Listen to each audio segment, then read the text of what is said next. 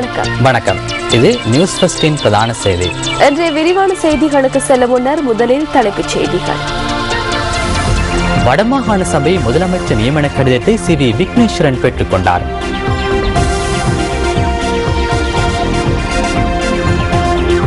கல்வி சேவைகள் அமைச்சர் தமது தந்தையின் மரணம் குறித்து கருத்தை.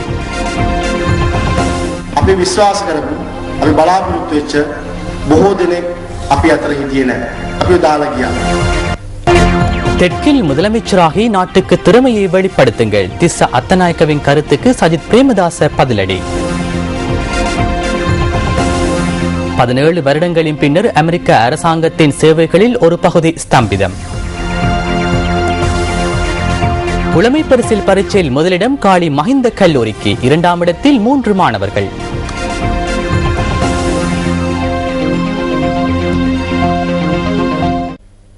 இனி விரிவான செய்திகள்.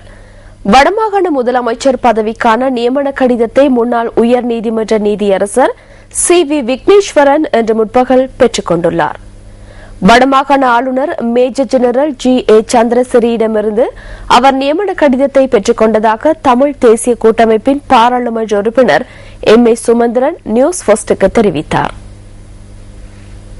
இன்று காலை வடமாகாண ஆளுநருடைய அலுவலகத்திலே வடமாகாண முதல்வராக கௌரவ சி.வி. விக்னேஸ்வரன் அவர்களை நியமித்து நியமன கடிதத்தை ஆளுநர் பாரப்படுத்தி இருக்கிறார். இந்த கடிதத்தை பெற்றுக் கொண்டதாக திரு விக்னேஸ்வரன் அவர்கள் கையொப்பமிட்டு கடிதத்தை பெற்றுக் கொண்டதாக ஒரு கடிதத்தை கொடுத்தார். அதைத் தொடர்ந்து அமைச்சரவையை அவர் சிபார்சு செய்து ஆளுநருக்கு ஒரு கடிதத்தை கொடுப்பார். இதே விதமாக அமைச்சர்களும் நியமிக்கப்படுவார்கள். அதற்கு பிறகு பதவி பிரமாணம் செய்கின்ற விடயம் சம்பந்தமாக நாங்கள் தீர்மானம் எடுத்த பிறகு, யார் முன்னால் எப்பொழுது என்கின்ற தீர்மானங்களை எடுத்த பிறகு நாங்கள் பதவி பிரமாணத்தை அந்த வழியிலே செய்து பதவிகளை பொறுப்பேற்க இருக்கிறார்கள். நாம் இன்று தெரிவு செய்த பத்திரிகை கேலி சித்திரம் அடுத்து.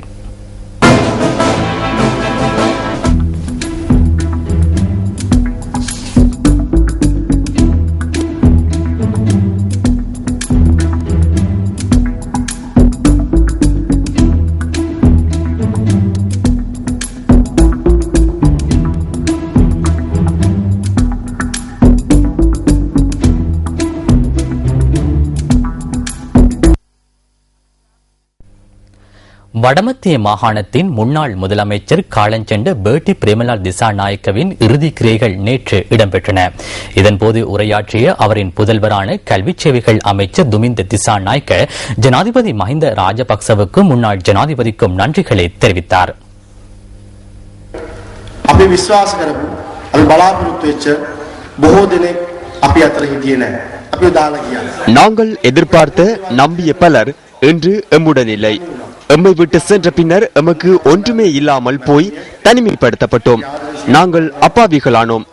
சந்திரிகா பண்டாரநாயக்க குமாரதுங்கவை இந்த சந்தர்ப்பத்தில் நாங்கள் அன்புடன் நினைவு கூறுகிறோம். ஏதோ ஒரு அதிர்ஷ்டத்தில் எனது தந்தை மரணிப்பதற்கு 2 நாட்களுக்கு முன்னர் சந்திரிகா பண்டாரநாயக்க குமாரதுங்க அவர்கள் தந்தையை பார்ப்பதற்காக வீட்டுக்கு வந்தார். அவர் வருகையை எனது சகோதரன் என்னிடம் கூறினார். அதற்கு நான் அவரை வர வேண்டாம் என கூறும்படி கூறினேன். இல்லை, அவர் அருகில் வந்து விட்டதாக சகோதரன் எனக்கு கூறினார். அப்படியானால் பரவாயில்லை, அவருடன் பேசுமாறு கூறினேன். அதற்கு பின்னர் சந்திரிகா அவர்கள் வந்து எனக்கு பேட்டியை பார்க்க வேண்டியதில்லை, எனக்கு தெரியும் அவருக்கு கஷ்டம் என்று, இருந்தாலும் பரவாயில்லை, நான் தூரத்திலிருந்து பேட்டியை பார்த்துவிட்டு போகின்றேன், அதற்கு எனக்கு சந்தர்ப்பம் அளிக்குமாறு கூறினார். அதன் பின்னர் நாங்கள் அவரை அழைத்து சென்று தந்தையை காண்பித்தோம். சத்திர சிகிச்சை முடிந்து 2 நாட்களுக்கு பின்னர் தந்தை கதிரையில் அமர்ந்திருந்த போதுதான் சந்திரிகா அவர்கள் தந்தையை பார்த்தார். சந்திரிகாவை பார்த்தவுடன் எனது தந்தை கதிரையை விட்டு எழுந்து நிற்க முற்பட்டார். நான் நினைக்கின்றேன் அது அவருக்கு ஏற்பட்ட மகிழ்ச்சியில்தான் என்று. ஏனெனில் தனது தலைவர் தன்னை பார்க்க வரும் போதும் ஆசீர்வதிக்கும் போதும் தந்தைக்கு மகிழ்ச்சி ஏற்பட்டிருக்கலாம். எனவே எனது தந்தை மரணிப்பதற்கு 2 நாட்களுக்கு முன்னர் அவரை மகிழ்ச்சி படுத்தியமைக்காக பிள்ளைகள் என்ற வகையில் நாங்கள் சந்திரிகா அவர்களுக்கு ஒரு தாய் என்ற இடத்தில் வைத்து கௌரவிக்கின்றோம், முழந்தாளிட்டு வணங்குகின்றோம். அதே போன்று தந்தையின் இறுதி கிரியைகளிலும் கலந்து கொண்டமைக்காகவும் அவருக்கு நன்றி கூறுகின்றோம்.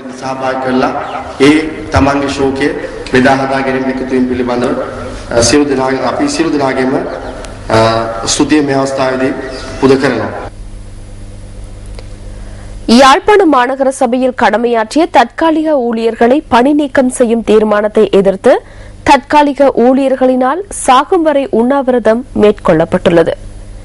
பாதிக்கப்பட்டதாக கூறப்படும் தற்காலிக ஊழியர்களால் யாழ் மாநகர சபையின் முன்பாக சாகும் வரை உண்ணாவிரத போராட்டம் முன்னெடுக்கப்படுவதாக எமது பிராந்திய செய்தியாளர் குறிப்பிட்டார். யாழ் மாநகர சபையில் தற்காலிகமாக கடமையாற்றிய ஊழியர்களை கடமையிலிருந்து நிறுத்துவதற்கு தீர்மானித்துள்ளதாக யாழ் மாநகர சபை ஆணையாளர் தெரிவித்துள்ளதாகவும் அதற்கமைய சிற்றூழியர்கள் பணி நிறுத்தம் செய்யப்பட்டுள்ளதாகவும் தெரிவித்து யாழ் மாநகர சபையின் பொது சுகாதார ஊழியர்கள் குழு தலைவர் தலைமையில் இன்று காலை முதல் உண்ணாவிரத போராட்டம் முன்னெடுக்கப்பட்டு வருகிறது. 2002ஆம் ஆண்டிலிருந்து கடமையாற்றியவர்கள் இருப்பதுடன் அவர்களில் குறிப்பிட்ட ஒரு பகுதியினருக்கு நேர்முக பரீட்சை மூலம் நியமனங்கள் வழங்கப்பட உள்ளதாக ஆணையாளர் எழுத்து மூலம் அறிவித்துள்ளதாக யாழ் மாநகர பொது சுகாதார ஊழியர்கள் குழு தலைவர் குறிப்பிட்டுள்ளார். நாங்கள் இன்றைய காலையில் 9 மணியிலிருந்து சாகும் வரைக்கான உண்ணாவிரத போராட்டத்தை ஆரம்பிச்சிருக்கிறோம். இதன் நோக்கம் இன்றிலிருந்து யாழ் மாநகர சபை ஆணையாளர் சொல்லியிருக்கிற கிட்டத்தட்ட அனைத்து தற்காலிக தொழிலாளிகளையும் இடைநிறுத்துவதாக பகிரங்கமாக எழுத்து மூலமான அறிவித்தல் விட்டிருந்தார். ஆகவே கிட்டத்தட்ட 300 தொடக்கம் 600 வரையான தற்காலிக தொழிலாளிகள் இதில் நேரடியாக பாதிக்கப்பட இருக்கின்றார்கள்.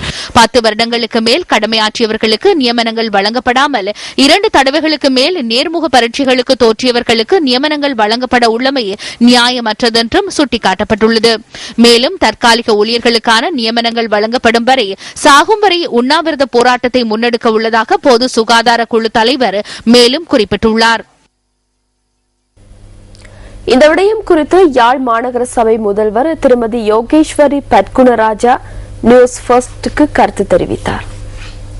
கடந்த கிழமையின் போதுதான் பொதுச்சேவை ஆணைக்குழுவில் இருந்து எமக்கான வெற்றிடங்களை நிரப்புவதற்கான அங்கீகாரம் அவர்களுக்கான தகவல்களை உட்படுத்தி எமக்கு எழுத்துப்பூர்வமாக கிடைத்தது. இந்த வகையில் மேலதிகமாக இருக்கின்றவர்களை நாங்கள் நேர்முக பரீட்சை மூலம் எடுக்க வேண்டிய ஒரு கட்டாய நிர்பந்தத்துக்குள் நிர்வாகம் இருந்ததனால் மேலதிகமாக இருப்பவர்களை உடனடியாக நிற்பாட்டி அவர்களுடைய தகவல்களுக்கு ஏற்ற மாதிரி அவர்களுடைய மேலதிக அனுபவங்களுக்கு ஏற்ற மாதிரி அவர்களை நாங்கள் உள்வாங்குவோம் என்ற வாக்குறுதி அளித்திருந்தோம். இதற்கமைய 200 பேர் வரை நாங்கள் இந்த வெற்றிடங்களை நிரப்புவதற்காக ஆயத்தமாக இருக்கின்ற நிலைமையில் சிலர் பல உள்நோக்கங்களை வைத்து மாநகர சபை நிர்வாகத்தை குழப்புவதற்கான ஒரு நடவடிக்கையில் ஈடுபடுகின்றார்கள் என்பதே என்னுடைய தனிப்பட்ட கருத்தாகும். நாங்கள் மக்களுக்கான சேவைகளை நீதியாக நியாயமான அடிப்படையில் வழங்கிக் கொண்டு இருக்கின்றோம் என்பது எல்லோரும் அறிந்த உண்மை. இந்த வகையில் எங்களுடைய வெற்றிடங்களை நியாயமான முறையில் நாங்கள் நிரப்புவோம் என்பதை அறிய தருகின்றோம்.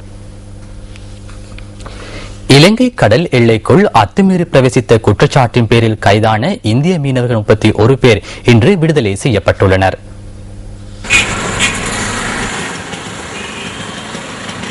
இந்திய மீனவர்களை திருகோணமலை நீதவான் ULM அஸ்கர் முன்னிலையில் ஆஜர்படுத்திய போது இவர்களை விடுவிப்பதற்கான உத்தரவு இன்று பிறப்பிக்கப்பட்டுள்ளது.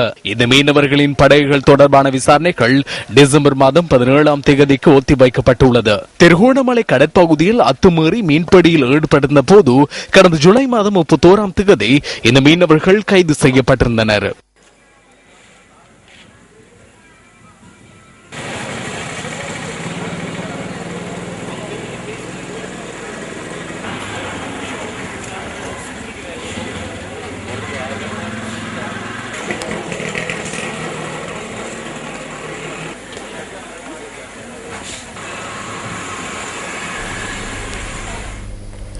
பொதுநலவாய அரசு தலைவர்கள் மாநாட்டை முன்னிட்டு MTV MBC ஊடக வலையமைப்பு தயாரித்த உத்தியோகபூர்வ பாடலுக்கு தற்போது பாரிய அளவில் வரவேற்பு கிடைத்துள்ளது. இந்த பாடலின் 3ஆம் கட்டம் இன்று காலை 10 மணிக்கு ஒளிபரப்பு செய்யப்பட்டது. இந்த பாடலின் 3ஆம் கட்டத்திற்கு சிறுவர்கள் உள்ளடக்கப்பட்டு அவர்களால் இசைக்கப்பட்ட பாடல் இன்று MTV MBC ஊடக வலையமைப்பின் அனைத்து அலைவரிசைகளின் ஊடாக ஒளிபரப்பு செய்யப்பட்டது.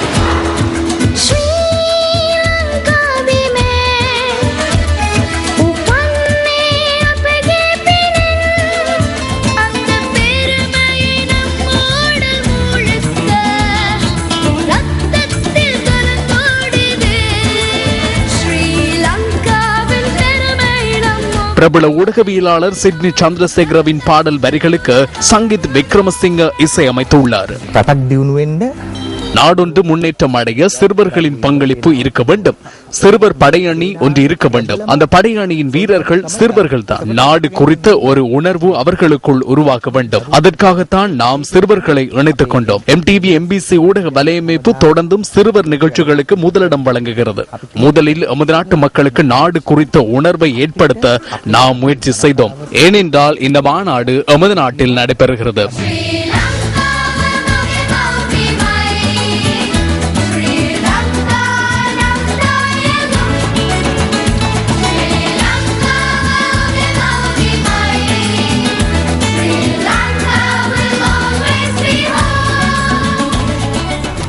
முஸ்லிம் அமைச்சர்கள் இஸ்லாத்தில் கூறியிருக்கின்ற விடயங்களை பின்பற்றுவார்களாயின் அவர்கள் வழி தவற மாட்டார்கள் என பிரஜைகள் முன்னணியின் செயலாளர் நாயகமும் பாராளுமன்ற உறுப்பினருமான ஜே ஸ்ரீரங்கா தெரிவிக்கின்றார்.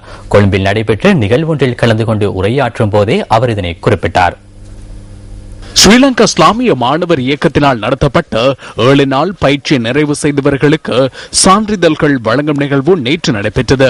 இந்த நிகழ்வில் பிரஜைகள் முன்னணியின் செயலாளர் நாயகமும் பாராளுமன்ற உறுப்பினருமான ஜே ஸ்ரீரங்கா பிரதம விருந்தினராக கலந்து கொண்டார். இஸ்லாத்திலே மன்னர் என்பதல்ல, அதாவது பிரதிநிதி என்று கூறுவார்கள். உன்னிடம் பொறுப்பு ஒப்படைக்கப்பட்டிருக்கிறது. பாராளுமன்றம் என்று அல்ல, ஆலோசனை குழு என்றுதான் சொல்லுவார்கள். ஆனால் துரதிர்ஷ்டவசமாக ஹசர் நகர் என்றெல்லாம் தொழுது கொண்டு இந்த தேர்தலுக்கு செல்கின்ற சில அமைச்சர்கள் இஸ்லாத்திலே பல விடயங்களை அழகாக கூறியிருக்கிறது. அதை அப்படியே பின்பற்றுவார்களா இருந்தால் ஒரு மனிதன் வழி தவறுவதற்கு சந்தர்ப்பமே இல்லை. ஒரு கற்கடரியில் சர்டிபிகேட்டை வாங்குகின்ற பொழுதே அல்லாஹ் அக்பர் என்று கூறுகிறதை உண்மையில் நான் நினைக்கின்றேன் சிறந்த இடம். நாங்கள் உண்மையில் கேபினட் மினிஸ்டர்களும் பிரதி மினிஸ்டர்களும் எடுக்கின்ற பொழுது அல்லாஹ் அக்பர் என்று அங்கு ஒருவர் தானும் குரல் கொடுக்கக்கூடிய இருந்தால் அந்த வாங்குகிறவருக்கு தெரியும், இந்த எனக்கு தந்தது அல்லாஹ் ஒரு பொறுப்பை ஒப்படைத்திருக்கிறான், இந்த பொறுப்பை நான் செய்ய வேண்டும் என்று.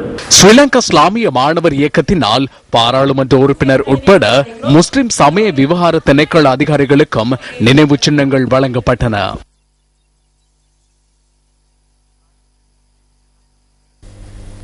சிந்தனையை தூண்டும் அறிஞர் வாக்கு அடுத்து.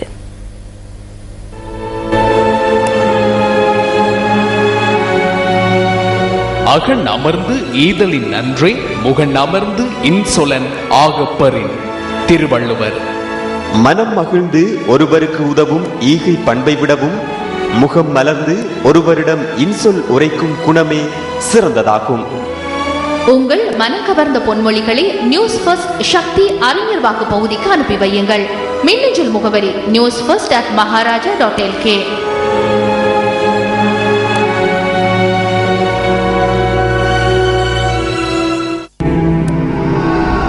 நியூஸ் ஃபர்ஸ்டின் விசேட செய்திகளை முதன்மையாகவும் உடனுக்குடனும் நீங்கள் அறிந்து கொள்வதற்கான அரிய வாய்ப்பு.